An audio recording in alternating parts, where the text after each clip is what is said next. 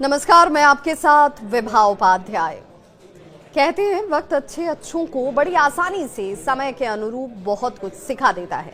America जो दुनिया के लिए एक रोल मॉडल रहा है, उसके टैरिफ नीति ने 52 देशों की अर्थव्यवस्था को हिलाकर रख दिया।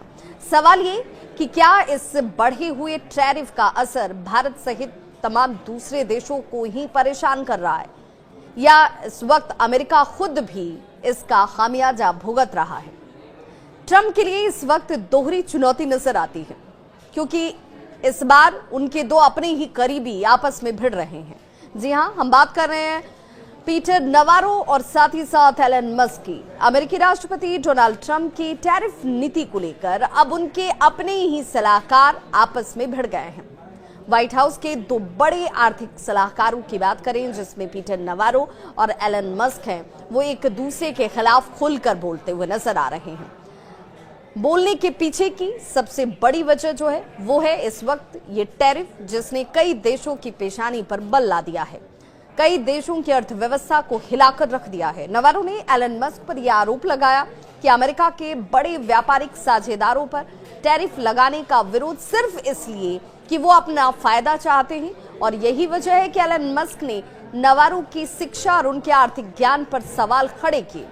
इससे साफ है कि ट्रंप प्रशासन के अंदर ही इस मुद्दे पर गहरी खींचतान इस वक्त देखने को मिल रही है।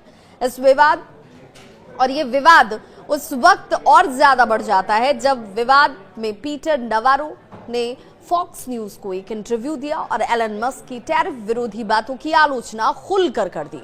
उन्होंने ये कहा कि एलन मस्क जो ऊर्जा विभाग से भी जुड़े हुए हैं, वहां उनका काम बेहतरीन है, वो काम बेहतर करते हैं, लेकिन साथ ही साथ मस्क का टैरिफ का विरोध करना उनकी खुद की अपनी कंपनियों को फायदे का हासिल ना होना एक बड़ी वजह है। उनकी कंपनी जो फायदा चाहती है, वो फायदा उन्हें इस बढ़े हुए टैरिफ की वजह से नहीं मिल पा रहा।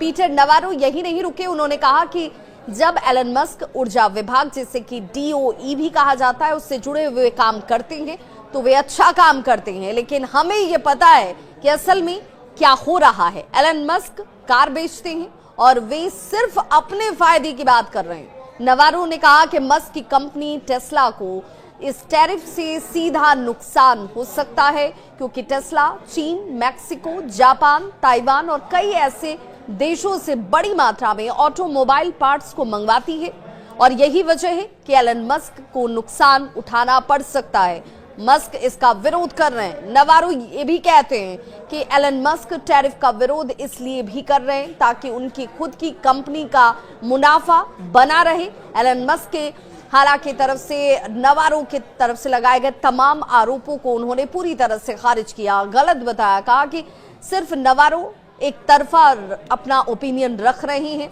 उनके बीच समझ की कमी है।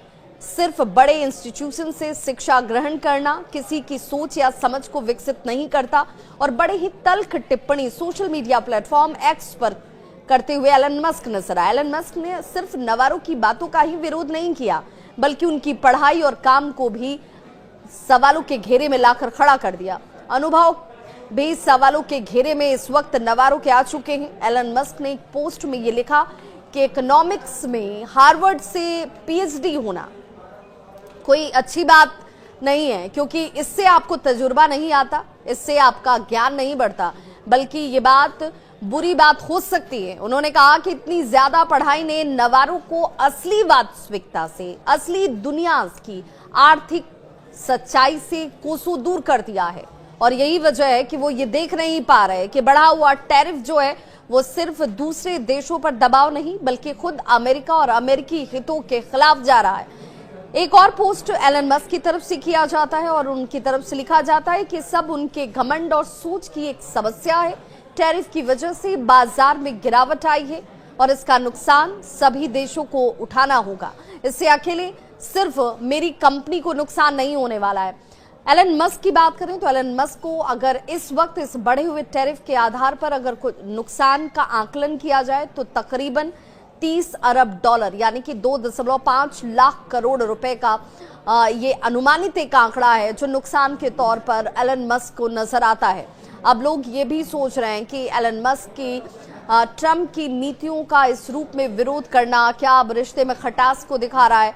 निजी नुकसान की वजह से कहीं एलन मस्क इस तरीके की टीका टिप्पणी तो नहीं कर रहे?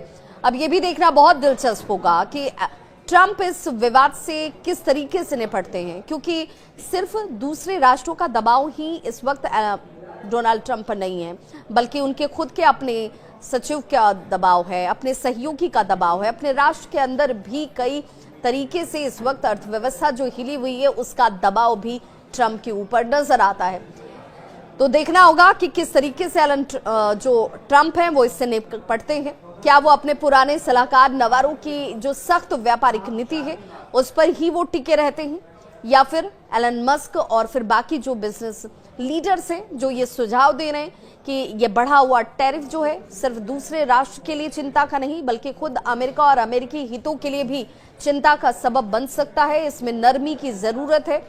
और ये मामला सिर्फ अमेरिका के लिए नहीं बल्कि पूरी दुनिया की अगर हम बात करें तो पूरी दुनिया के व्यापारिक रिश्तों के लिए भी बहुत अहम हो जाता है, क्योंकि जब दुनिया की एक बड़ी अर्थव्यवस्था की बात करेंगे तो आपसी टकराव यहां पर भी बढ़ता हुआ नजर आ रहा है और इसका असर पूरी वैश्विक अर्थव्यवस्था पर भी आने वाले वक्त में नजर आ सकता है। फिलहाल ये देखना होगा कि ट्रंप क्या इस पर नरमी दिखाते हैं। फिलहाल दुनिया पहले से हो कई आर्थिक मुश्किलों से इस वक्त भी जूझ रही है और इस बढ़े हुए टैरिफ के बाद जो आर्थिक दबाव है उस दबाव से कैसे दुनिया निपटती है और भारत इस पे कैसे जीत हासिल करता है, ये इस वक्त सबसे बड़ी चर्चा का विषय बना हुआ है। लेकिन क्या ट्रंप अपने सहयोगियों की बात से इत्तेफाक रखते हैं? क्या ट्रंप एलन मस्क की बात से इत्तेफाक रखते हैं? ये सारे सवाल हैं जिन सवालों के जवाब आने वाले वक्त में मिलेंगे। इस खबर पर क्या है आपकी राय, बताइएगा जरूर। मैं आपके होस्ट और दोस्त विभा।